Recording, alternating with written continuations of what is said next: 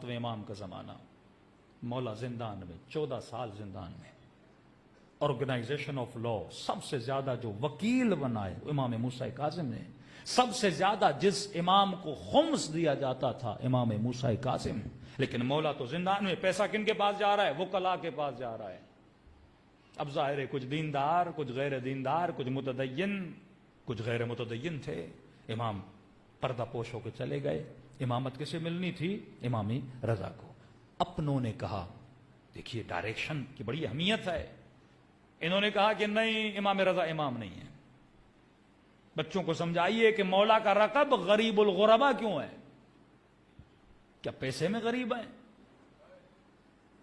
اہل بیت پیسے کے اعتبار سے کبھی غریب رہے ہی نہیں ہیں، کائنات ان کی ہے۔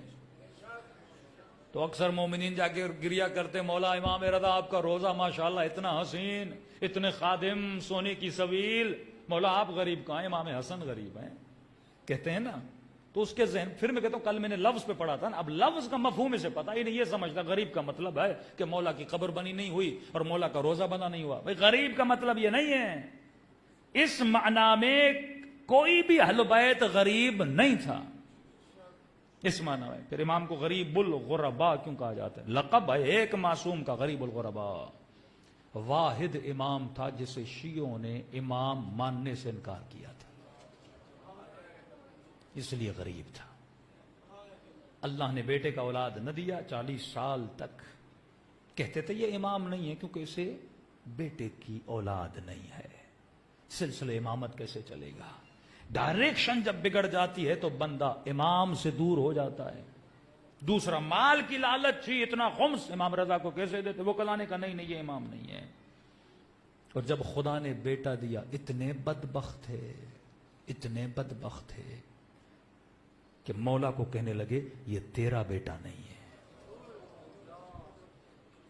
یہ حالات امام رضا نے دیکھی کہ چہرہ شناس کو انہوں نے بلایا، جو چہروں کو دیکھ کر پہچان کرواتا تھا کہ یہ بچہ کس کا ہے۔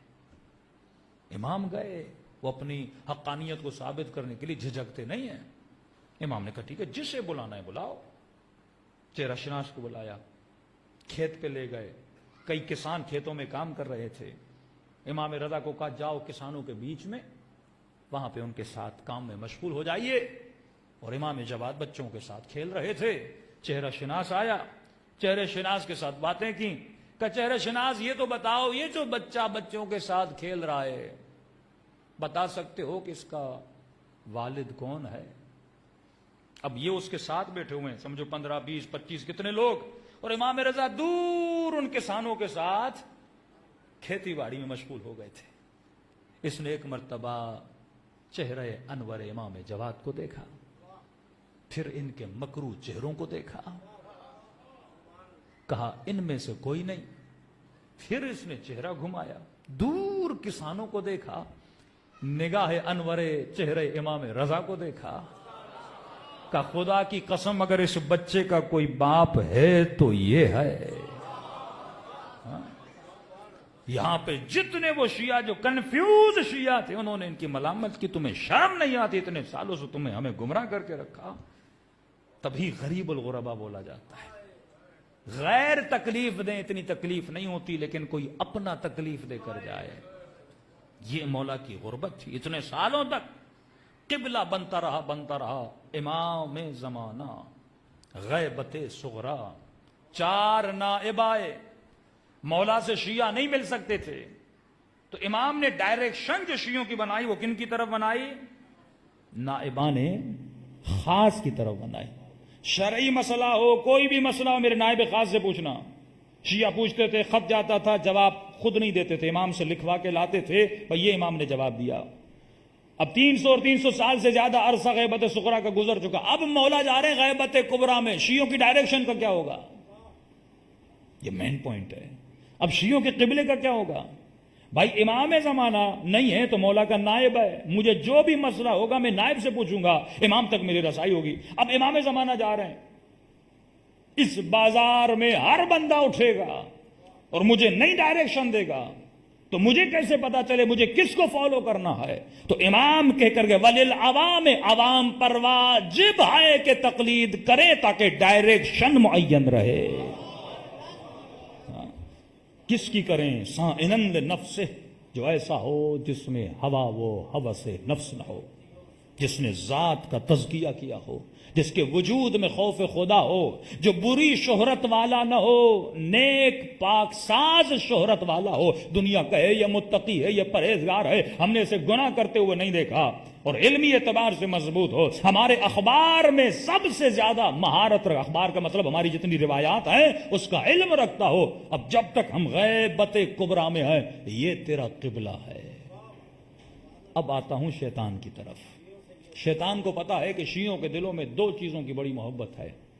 ایک شیعہ کے دل میں محبت علی ہے، دوسرا شیعہ کے دل میں محبت امام زمانہ ہے. اب دونوں ذرائع سے اس قوم کو گمراہ بڑی آسانی سے کیا جا سکتا ہے، کیونکہ اس کے اندر ڈیمانڈ ہے اس چیز کی. تو دو فتنے شیعوں میں ہوئے، یا مولا علی کے نام پہ فتنہ کرے گا، یا امام زمانہ کے نام سے اس قوم کے جوانوں کو اٹریکٹ کرے گا. بڑا ہاٹ ٹاپک ہے نا امام زمانہ، ہر جوان پسند کرتا ہے. مولانا امام زمانہ پہ پڑھیے، امام زمانہ پڑھیے. تو کئی ایسے مولوی، کئی ایسے خطیب، کئی ایسے پیر، کئی ایسے مرشد، کئی ایسی خانقاہیں بنانے والے یا علی کے نام پہ یا امام زمانہ کے نام پہ. اچھا، مولا علی کے نام پہ جو کر رہے ہیں وہ تو برملا ہے، لیکن بڑی خفیہ طریقے سے امام زمانہ کے نام پہ کام کیا جا رہا ہے. مثلا آپ کے ساتھ اچھی باتیں کریں گے، ادب ہونا چاہیے. اہل بیت کے نام مثلا ادب سے لینے چاہیے، بیویوں کے نام نہیں لینے چاہیے. مثال دے رہا ہوں. رزق حلال کی بات کریں گے، کھانا اپنا ہونا چاہیے، زمینیں اپنی ہونی چاہیے. اب لوگوں کو امام زمانہ کے نام پہ کہ ہر گھر میں مولا کی کرسی ہونی چاہیے، ہر ہفتے محفلیں سجانی چاہیے. اچھے، یہ سارے اچھے کام، میں برائی نہیں کر رہا، یہ سارے اچھے کام ہیں.